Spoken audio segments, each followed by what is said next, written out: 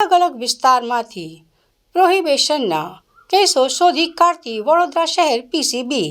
વડોદરા શહેરમાંથી બાતમીના આધારે અલગ અલગ વિસ્તારમાંથી રેડ કરી પીસીબી ટીમ દ્વારા આરોપીઓને મુદ્દામાલ સાથે ઝડપી પાડવામાં આવ્યા છે.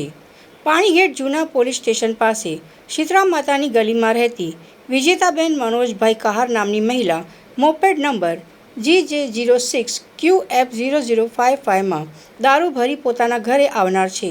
જે હકીકત આધારે માહિતીવાળી જગ્યાએ વોચમાં હાજર રહી રેડ કરી એક્ટિવા મોપેડમાં લાવેલ ઇંગ્લિશ દારૂના જથ્થા સાથે એક મહિલાને શોધી કાઢી પાણીગેટ પોલીસ સ્ટેશન ખાતે પ્રોહિબિશન એક્ટ અન્વયે ગુનો રજીસ્ટર કરાવી કાયદેસરની કાર્યવાહી કરવામાં આવેલ છે.